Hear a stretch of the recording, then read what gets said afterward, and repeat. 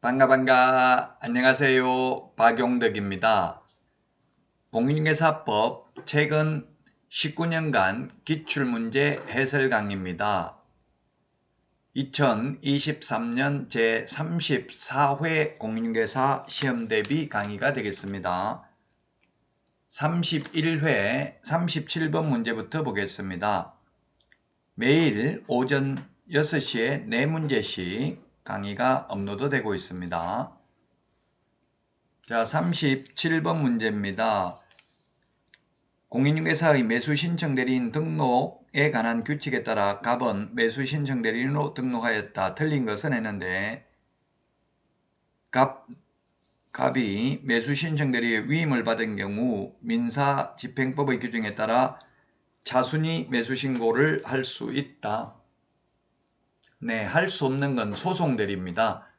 명도소송, 배당이소송, 항고소송, 기일변경 신청은 안됩니다. 그 다음에 2번 갑이 매수신청 대리권의 범위에 해당하는 대리행위를 할 때 매각장소 또는 집행법원에 직접 출석해야 된다. 소속공인중개사나 중개보조원이나 법인의 임원은 출석할 수 없습니다. 따라서 매수신청 대리는 오직 개업공개사만 할 수 있고 법인의 경우 대표자만 할 수 있기 때문에 실무교육도 오직 법인의 경우 대표자만 받습니다. 중개실무교육은 모든 임원 사원 전원이 다 받았었죠. 자, 그 다음에 3번 매수신청 대리 보수 지급 시기는 개업공개사 갑과 매수신청인의 약정이 없는 때에는 매각 대금 지급 기한일이다. 그렇습니다. 중개보수는 약정이 없으면 거래 대금 지급이 완료된 때입니다. 4번 갑이 중개사무소를 이전한 경우 사후 10일 이내 지방법원장에게 신고해야 됩니다. 5번 매수신청대리 업무정지는 1월 이상 2년 이하입니다. 2년 이하 1월 이상 6개월 이하가 아니라 2년 이하가 되겠습니다. 매수신청대리의 경우 공인중개사법에서 업무정지는 6월 이하입니다. 공인중개사법은 6월 이하, 매수신청대리는 1월 이상 2년 이하고요. 우리 공인중개사법에서는 업무정지당해도 출입문에 표시할 의무가 없지만 매수신청대리의 경우 업무정지를 당한 경우 출입문에 그 사실을 표시하여야 합니다. 다음은 38번 문제입니다. 4가지 서식 공통적 기재사항에 해당되는 것이네요. 공통적 기재사항, 제가 대권 잡으면 금세 실수한다. 대권 금세 실수 6가지입니다. 대상 물건의 표시, 권리관계, 거래 예정금액, 그 다음에 취득 관련 조세, 실제 권리관계, 중개보수 산출 내역, 대권 금세 실수. 자, 그래서 기억은 권리관계 모든 서식 공통적 기재사항입니다. 니은 비선호시설은 1의 서식하고 3의 서식만 기재하는 사항입니다. 이건 1의 서식하고 3의 서식만 기재를 하는 사항이 되겠습니다. 자, 그 다음에 거래 예정금액 모든 서식 기재사항이고요. 일조량, 소음, 진동 등 환경조건은 1의 서식만 기재하는 사항이 되겠습니다. 미음, 실제 권리관계 모든 서식입니다. 대권, 금세, 실수가 모든 서식 공통적 기재사항입니다. 따라서 정답은 3번입니다. 대권, 금세, 실수 이렇게 암기하도록 하겠습니다. 모든 서식 공통적 기재사항이었습니다. 자, 39번은 A시에 중개사무소를 둔 개업공개사 갑은 B시에 소재하는 을소유의 건축물 그중 주택의 면적은 3분의 1이다. 이 주택의 면적이 3분의 1이라는 거 이걸 유념하셔야 되겠죠. 주택의 면적이 3분의 1. 주택의 면적이 2분의 1 이상이면 전부 주택에 관한 규정을 적용하고요. 주택의 면적이 2분의 1 미만이면 전부 주택 외의 규정을 적용합니다. 을과 병 사이의 매매계약과 동시에 을을 임차인으로 하는 임대차 계약을 중개하였다. 이 경우 갑이 받을 수 있는 중개보수에 관한 설명으로 옳은 것을 모두 고른 것은 했는데 기억. 우리는 의뢰인 쌍방으로부터 각각 중개보수를 받습니다. 우리나라는 맞습니다. 기억은 쌍방으로부터 각각. 니은은 이거 조례가 아닙니다. 조례. 왜냐하면 주택의 면적이 3분의 1이기 때문에 주택외기 때문에 국토교통부령으로 정하는 보수를 받습니다.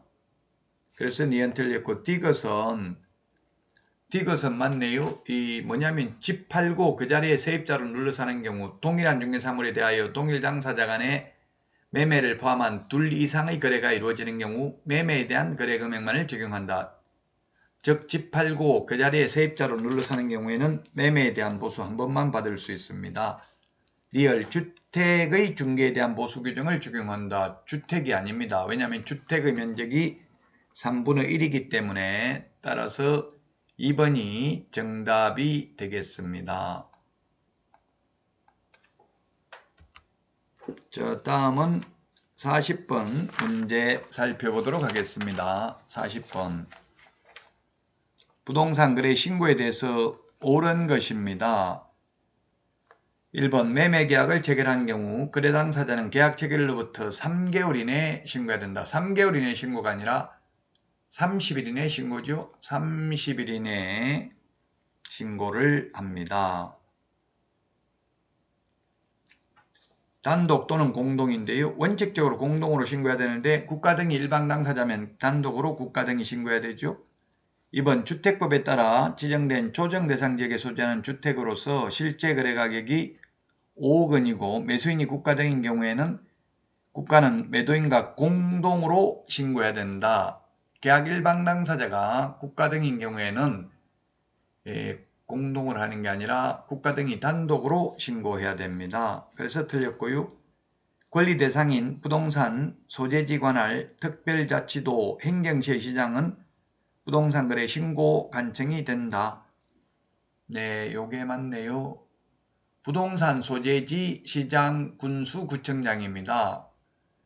구청장이 있으면 비자치구든 자치구든 모두 구청장이 신고 간청입니다. 근데 제주특별자치도의 경우에는 서귀포시장, 제주시장이 신고 간청이 되겠습니다.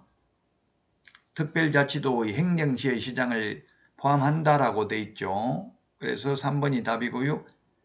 4번 개업공개사가 거래계약서를 작성 교부하는 경우에는 거래 당사자 또는 해당 개업공개사가 신고할 수 있다 했는데 X네요. 중개거래일 때는 반드시 개업공인중개사가 해야 됩니다. 거래 당사자는 신고 의무 없습니다. 자, 그 다음에 5번입니다. 부동산 거래계약을 신고하려는 개업공개사는 부동산 거래계약 신고서에 서명 또는 날인하여 관할 등록관청에 제출해야 된다 했는데 등록관청에 제출하는 게 아니라 신고관청에 제출합니다.